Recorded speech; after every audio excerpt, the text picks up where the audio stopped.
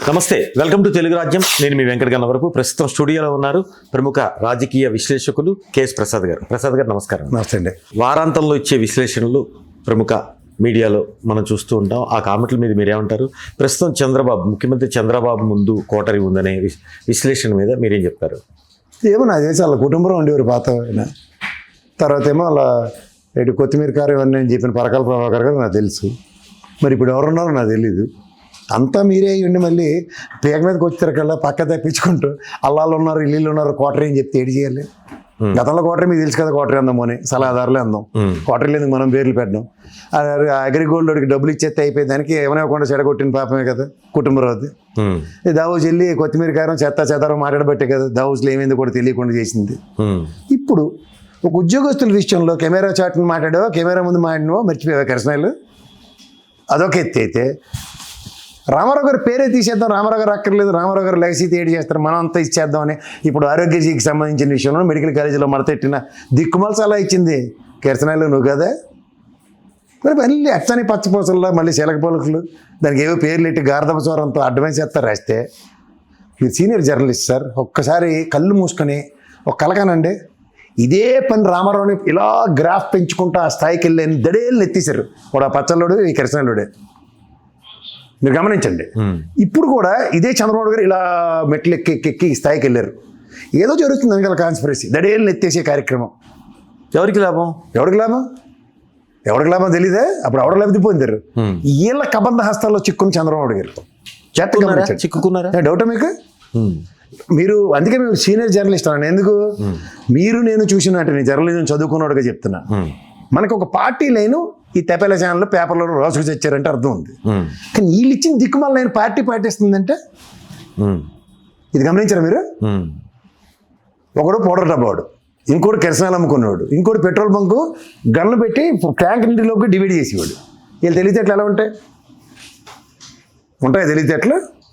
వీళ్ళ కబంధాస్తాలో చిక్కున్న తెలుగుదేశానికి వీళ్ళు మాట్లాడుతున్న మాటలే ఏమైనా అంతు పొంతు ఉన్నాయా? అర్థం పర్థం ఉన్నాయా? ఆరోగ్యశ్రీ విషయంలో వీడియో ఇస్తాను ఎదురుగా నేను కథలో మాట్లాడింది ఎవరు? అది నువ్వే. మళ్ళీ ఇవాళ చుట్టూ కోటరీయా? నాకైతే ఖచ్చితంగా కాగల కార్యాలు గంధర్వాలు తీర్చినట్టు రామారావు గారికి కొంపెలా ఎత్తేశారు. ఆఖరికి పిల్లలకు కూడా కాకుండా చేసిన ఘనత పచ్చళ్ళోడిది, ఈ కిరసనాలోడిది. అదే పునరావృతం అవుతుంది చంద్రబాబు గారి విషయంలో. జాగ్రత్తగా గమనించండి. ఎందుకంటే చంద్రబాబు గారిని ఎవరైనా చూసినాడు ఎవడైనా ఇదేటిది అనుకోకుండా ఎవడన్నా ఉన్నాడు. నిన్న కందుల రమేష్ గారు ఇంటర్వ్యూ చూస్తే ఆయనే సంపద సృష్టించారు కానీ నాకు తెలిసి మీరు ఉండరు అంటుండే ఆయన. మీరు ఇంటర్వ్యూ విన్నారా? నాకైతే అసలు ఎందులో ఈ కాన్స్పిరసీ అసలుకి ఆయన ఎక్కడ ఆయన మాట్లాడుతుంది ఏంటి? ఆయనతో ఎలా మాటలు మాడిస్తారో చూస్తున్నారు ఇప్పుడు మీరు. ఎవరికి అనుమానం రాకుండా మళ్ళీ అనితమ్మ గారు పవర్ పాయింట్ ప్రజెంటేషన్లో పక్కన ఈ పౌడర్ డబ్బా అయితే ఎలివేషన్ల మీద ఎలివేషన్లు. నాడు పచ్చళ్ళ రోజు ఈసారి పౌడర్ డబ్బా తీసుకున్నాడు. మీరు గమనిస్తే ఇంకా ఎలివేషన్స్కి ఎక్కడ తగ్గట్లే. అప్పుడు అలాంటి ఎలివేషన్సే. రామారావు గారిని ముఖ్యమంత్రి పీఠం పెట్టేదాకా ఎలివేషన్స్కి, తర్వాత దడేళ్ళని కింద ఎత్తేసారు. ఇప్పుడు చంద్రబాబు నాయుడు గారికి అదే జరుగుతుంది. జాగ్రత్తగా గమనించండి మీరు.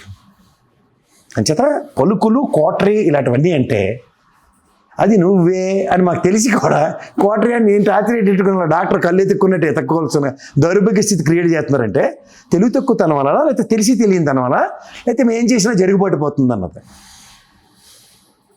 ఎందుకంటే నేను గమనించింది ఏంటంటే వీళ్ళకి భరోసా ఏంటంటే సగం ఈటీవీ నుంచి వెళ్ళిన వాళ్ళే సాక్షిలో ఉన్నారు. మీకు నేను చెప్తా.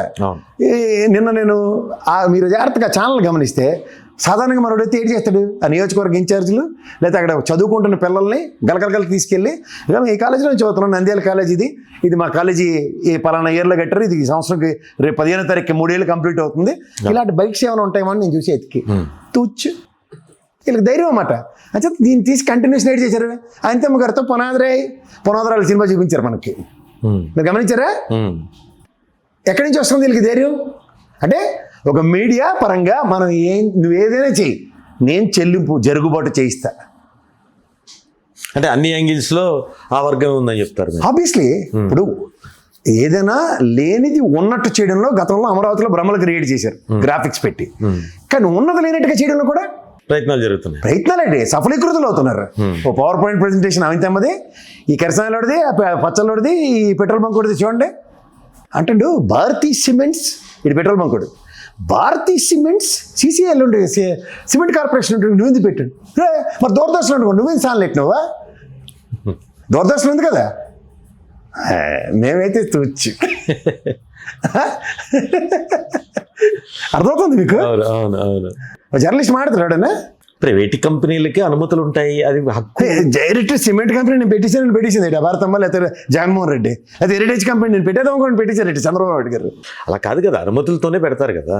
అంతదాకా దూరదర్శన్ ఉంది, నేను టీవీ పెడతానట, నేను పర్మిషన్ అవునమ్మా అని చెప్పేది ఏంటి? ఇప్పుడు ఇనప కర్మాగారాలు బోలు ఉన్నాయి, స్పాంజ్ ఐరన్ కంపెనీస్ ఎన్ని లేవు, మిగతా ప్రైవేట్ కంపెనీలు ఎన్ని లేవు? యాన్సర్ వీటిలో బతుకుతున్నా నేను అక్కడ దాకా కాదు. మనకి రోడ్డు రవాణా సంస్థ ఆర్టీసీ ఉంది, ఉండగా ప్రైవేట్ ఎన్ని లేవు? ఎందుకు లేవు? పార్లల్ వ్యవస్థలండి వస్తుంది. దీనికి మనకి ఎక్కడెక్కడ చరిత్ర చదువుకుంటాం సరే. విశ్వామిత్రుడు ప్రతిష్ఠ అంటారు తెలుసు కదా, వంకాయ అంటే నీటి వంకాయ, బీరకాయ అంటే నేతి బీరకాయ, ఇలాంటి తెలివి తక్కువ బుర్ర తక్కువ మేళాలు ఉంటాయని అప్పటి నుంచే భగవంతుడే చెప్పుకుని వచ్చారు సృష్టి ధర్మంకి. రెండు ఉంటాయి, ప్రభుత్వ ప్రైవేట్ భాగస్వామి వ్యవస్థ ఇది. అది ఎవరి వల్ల వచ్చింది? అది మానవుడు పివి నరసింహరావు గారి ధర్మం అని. అవును, గ్లోబలైజేషన్ అని. గ్లోబలైజేషన్ అవి చదువుకున్నోడికి తెలుస్తుంది, జర్నలిస్ట్కి తెలుస్తాయి. కానీ పెట్రోల్ కొట్టుకున్నోడికి ఇలా పెట్టి నెమలికి నేర్పిన నడకలిపోయిన పాట పాడుకుంటూ డిబేట్లు చేసేస్తే ఏమవుద్ది? ఇలా తెలివి తక్కువ మేళాలతో చంద్రబాబు గారిని భ్రష్టు పెట్టించడానికి ఇచ్చే లైన్లు ఒకసారి చూసుకుంటే మనం చెయ్యింది కూడా చేసినట్టు చెప్పొచ్చు అన్నది ఒక చరిత్ర. 14 నుంచి 19. మళ్ళీ రెండోసారి 19 24 నుంచి 29 చరిత్ర ఏంటంటే ఉన్నది లేనట్టు చెప్పాలి. ఇది చరిత్ర. ఎంతకన్నా ఇంకేముంది దీంట్లో? మీకు ఏమైనా కొత్తగా కనబడుతుందా? ఇదే జర్నలిస్ట్కి నాన్ జర్నలిస్ట్కి తేడా. మరో అంశానికి వస్తే, బినామీలకే ఆ పీపీపీ మెడికల్ కాలేజీ ప్రాపర్టీలు అందిద్దామని జరుగుతుందని వార్తా కథనాలు వస్తున్నాయి. ఇప్పుడు ఇచ్చే పీపీపీ కూడా బినామీలకే అనేది. రెండవది, దాంట్లో వచ్చే సీట్ల గురించి 57.5 లక్షలు ఎంబీబీఎస్ సీటు ఎన్ఆర్ఐ కోటాలో 57.5 లక్షలు, ప్రస్తుతం 20 లక్షలకే ఇస్తున్నారు ప్రభుత్వ కాలేజీల్లో. అది కాకుండా ప్రైవేటు కాలేజీలతో పోలిస్తే ప్రైవేటు కాలేజీల్లో 37.5 లక్షలుగా ఉంది. ప్రైవేటు కాలేజీల్లో ఎన్ఆర్ఐ సీటు కంటే ఇప్పుడు పీపీపీ ద్వారా వాళ్ళు కేటాయించిన సీటు ధర 20 లక్షలు అధికం. చూడొచ్చు దీన్ని. 2 కళ్ళతో చూడండి. 3 ఏళ్ళు ఓపిక పడితే తర్వాత జగన్మోహన్ రెడ్డి వచ్చి ఏడు చేస్తాడు. మహేంద్ర గాంధీ అమ్మ ఏడు చేసింది జ్ఞాపకం. ఇలాగే చెట్ల ప్యాక పెట్టినట్టు పెట్టారు ప్రతివాడు, మారోడి వాడు, గుజరాత్ వాళ్ళు, ప్రతిది బ్యాంకు, ఇది బ్యాంకు, ఇది బ్యాంక్ అని మొత్తం గడపారెడ్డి దోచేస్తుంటే మొత్తం పెరుగణంలో పచ్చడి నంచినట్టు జాతీయకరణ అని ఇలా చూపించింది. సో అలాగే హస్తం, అభయహస్తం కింద దేశ ప్రజల్ని పరిరక్షించడానికి ప్రజాస్వామ్యంలో ప్రజా నాయకులు ఆవిష్కృతులు అవుతారు.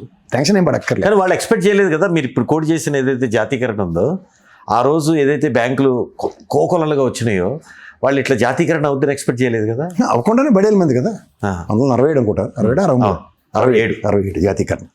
సో మడత కాజా ఎప్పుడు ఎలా ఉంటుందంటే కాజాల్లో 15లో ముంచి దాకా దాని విలువ తెలియదు. ఇవి ఈ బ్యాంకులు అయితే ఆమె పార్లమెంటు, జాతీయ రాజకీయాలు, ప్రధానిగా ఉన్నారు, జాతీయకరణ చేశారు. ఇక్కడ మెడికల్ కాలేజీలు మీరు చెప్పినట్లు వైసీపీ గవర్నమెంట్ వస్తే జాతీయకరణ చేయటం అవుతుందా? అందుకే ఎంసీఐ అంటారు sir, medical council of India. అవును, ఆ మెడికల్ కౌన్సిల్ ఆఫ్ ఇండియాకి పీపీపీ పద్ధతిలో ప్రభుత్వ కాలేజీలని ప్రైవేట్ వాళ్ళు వశపరుచుకుంటున్నారన్న ఒక చిన్న ఇది చాలదా సార్? మామూలుగా ఉంటుంది అనుకుంటున్నారా మీరు? మలయాళం సినిమా వెండి తెర మీద చూద్దరు కానీ 3 సంవత్సరాల తర్వాత ఎవడోడు సరదా పడ్డాడు, సరదా పడినోడికి సరదా పడినంత సరదా ఎలా తీరుతుందో చూద్దరు కానీ. అంటే ఇది కోర్టుకి రేపటి నుండి వెళ్తున్నారు, ఇవాళ రేపట్లో స్టేటస్ కో స్టే ఆర్డర్ తీసుకొస్తారు. వైసీపీ గ్యారంటీ తెస్తారు సార్. సార్ ఇప్పుడు ప్రభుత్వ రంగాన్ని ప్రైవేటీకరణ చేయడానికి ఎన్ని తిప్పలు అవుతున్నాయో చూస్తున్నారు కదా డిజిన్వెస్ట్మెంట్ స్కీమ్లో. అవును, ఇప్పటికీ నిరంతరం విశాఖలో ఉద్యమం చూస్తున్నాం కదా. అలాంటి ప్రభుత్వ ఆస్తులు ప్రైవేట్ చేస్తానంటే స్థానికంగా ఉన్న వాళ్ళలో చైతన్యం వస్తే వీళ్ళు తట్టుకోగలరా? ఒకప్పుడు చూసిందేగా ఉద్యమం. ఇప్పుడు కరోనా లాంటి పాండమిక్ సిచ్యువేషన్ లేదా ఆరోగ్యశ్రీ లాంటి ప్రజలు ఎలా పరిరక్షించబడుతున్నారో వాళ్ళకి తెలిసిన వాళ్ళకి అది ఉండదు. రేపటి నుంచి వేరే విధంగా ఉంటుందంటే ఆ కష్టం విలువ ఎలా ఉంటుంది? కష్టం నుంచే కదా బాధ వస్తుంది. ఒకవేళ బాధ వచ్చినప్పుడు ఎలా ఉంటుంది? ప్రభుత్వం చెప్తున్నట్లు లాభసాటిగా ఉంటుంది, ప్రభుత్వానికి ప్రజలకి మేలు జరుగుతుంది అనుకున్నా కూడా. కాదండి, ప్రభుత్వ రంగ సంస్థలతో వ్యాపారం ఏంటి? ఇప్పుడు మీరు నేను ఒక ఆర్టీసీ బస్సు ఎక్కుతాం లేదంటే ప్రైవేట్ బస్సు ఎక్కుతాం, మనకు ఉంది ఫెసిలిటీ. ప్రైవేట్ బస్సు వాడు ఇచ్చిన కంఫర్ట్ ఆర్టీసీ వాడు ఎవడన్నా మనకు తెలిసి కూడా, కానీ రేట్ కంపారిజన్ ఎలా ఉంటుంది? ఇప్పుడు అది కూడా ప్రైవేట్కి ధీటుగా కొన్ని ప్రైవేట్ బస్సులకి ధీటుగా లైఫ్ సెక్యూరిటీ ఉంటుంది. లైఫ్ సెక్యూరిటీ తర్వాత తీద్దాం సార్, ప్రమాదం చెప్పిరోదు ఎవరికైనా, ఆర్టీసీ ఏమనండి లేకపోతే ఇదే. ఇక్కడ ఫస్ట్ థింగ్ ఏంటంటే మీకు వసతులతో కూడిన సబ్సిడైజ్డ్ రేట్లు ప్రభుత్వం ఇన్నోవేటివ్గా ఇవ్వడానికి కారణం ఏంటి? అవును, ప్రభుత్వ సంస్థ కాబట్టి ప్రజలను దృష్టిలో పెట్టుకుని చేస్తుంది. అదే కదా పీపీపీ అని మీరు చెప్తున్న అబ్రివేషన్ కి ప్రజల చేత ప్రజల వల్ల ప్రజల కొరకు ఉన్న ప్రజాస్వామ్య డెఫినేషన్ అది కదా. ఏ ప్రజల్ని మనం ఎలా పరిరక్షించాలన్న నేపథ్యానికి ప్రభుత్వ రంగ సంస్థ. అవును, రేషన్ షాప్ లో దొరికితే కందిపప్పు దొరుకుతుంది, బియ్యం దొరికితే అక్కడ ఇచ్చి సబ్సిడైజ్ రేటు డిపార్ట్మెంటల్ స్టోర్కి వెళ్ళి కొనండి, రాదుగా. కంపారిజన్ ఉంది కదా. ఇది ఎవరు కొనుక్కుంటున్నారు? ఎవరికి కడుపు తిప్పలోనే ఆడు కొనుక్కుంటున్నారు. ఆడి కడుపు కొడదామంటే ఇబ్బందే కదా. అదే చేస్తున్నారు. వాడు డిపార్ట్మెంట్ స్టోర్లో కొనలేరు కదా. ఇప్పుడు 10 ఎకరాలు ఉంటే, ఇప్పుడు చంద్రబాబు గారి స్థాయికి 10 ఎకరాలు లేకపోతే 50 ఎకరాలు ఉంటే హాస్పిటల్కి అయిపోయినట్ట అని మాట్లాడుతున్నారు. ఇప్పుడు ఏ హాస్పిటల్ అయినా తీసుకుందాం, నేను 17 చెప్తున్నారు కదా, 7 అయితే ఫంక్షనింగ్, 5 వచ్చినాయి, ఇంకో 2 అయితే దగ్గరలో పులివెందులు లడదని అయితే మీరు నిలువరించారు, ఎగ్జాంపుల్ చెప్తున్నా. అట్లీస్ట్ మీరు చూసి మాట్లాడండి సార్. చూసి కూడా ఇంకా దాన్ని దబాయించేస్తుంటే ఎవరేట్ చేయగలుగుతారు? ఇప్పుడు నిజమే పీపీపీ ఇద్దాం, 194 కోట్లు పర్ ఇయర్ మెయింటెనెన్స్ కాస్ట్ అన్నారు. 194 crores ఎఫర్ట్ చేయలేనప్పుడు బేసిక్ ఫీజు వసూలు చేయండి సార్, ప్రజలే కదా. ప్రజలకు చెప్పండి మనకు క్రైసిస్ వేర్ ఇన్, సో దీనికి ఓపీ ఛార్జెస్ 20 రూపాయలు ఇస్తున్నాం లేకపోతే 50 రూపాయలు ఇస్తున్నాం, లేదంటే మీకు స్కానింగ్ ఎంఆర్ఐ స్కాన్ అవన్నీ చేసినప్పుడు నామినల్ ఫీజు కట్టండి. ఎవరు కాదంటాడు సార్? ఈరోజు నిమ్స్లో జరుగుతుంది అదే కదా, 50 రూపాయలు ఫీజు ఓపీ, అంతే. అది సూపర్ స్పెషాలిటీ అయితే అది మెయింటైన్ అవుతుంది కదా సార్. అవును. ఇప్పుడు ప్రభుత్వ రంగ స్కూల్లో మీరు 15,000 ఇచ్చిన దగ్గర గతంలో 1500 జగన్మోహన్ రెడ్డి తీసుకుని 13,000 ఏదో ఇచ్చాడు. మీరు కూడా అదే పద్ధతి చేస్తున్నారు కదా. దేనికి? మెయింటెనెన్స్ చేయడం. సంక్షేమం నుంచి కూడా you are taking back and you're using the aims లో కూడా అంతే 10 రూపీస్ ఫీజు అంతే. ఇప్పుడు ప్రభుత్వ రంగ సంస్థల యొక్క పనితీరు ప్రజారంజకంగా ప్రజలకి బాధ్యతాయుతంగా చేయడానికి ఉంటాయి. అందుకని ప్రజలను గాలికి వదిలేసి మీరు కూడా డబ్బులు ఇబ్బరం ముబ్బడిగా ప్రైవేట్ హాస్పిటల్ వీళ్ళు అపోలో కేరోడు వీళ్ళందరూ మన గుండెలు పిండేసి కిడ్నీలు ఎత్తుకెళ్ళిపోతుంది, తెలియట్లేదా? గుండె ఆపరేషన్ అంటే 2 కిడ్నీలు లేచిపోయిన అర్థం అవడం, ఇంట్లో కుటుంబంలో అది అమ్మితేనే కానీ వాడు బతకలేడు. అటువంటి కనబడుతున్న కూడా ఇంకా మనం నీకు మీరే సాట్ ఎంతకన్నా ప్రజల నుంచి ఎట్లాంటి స్పందన ఉండొచ్చు అనుకుంటున్నారు మీరు? వస్తుందండి. నేపాల్, ఇప్పుడు సార్క్ నేషన్స్లో నేపాల్ చూడలేదా, పాకిస్తాన్ చూడలేదా, శ్రీలంక చూడలేదా, బంగ్లాదేశ్ చూడలేదా? వాళ్ళకేం ఒళ్ళు కోవెక్కేం చేయలే కదా. హితం కాని ప్రభుత్వ పనితీరు ఉన్నప్పుడే ఖచ్చితంగా ప్రజల్లో ప్రతిస్పందన వస్తుంది.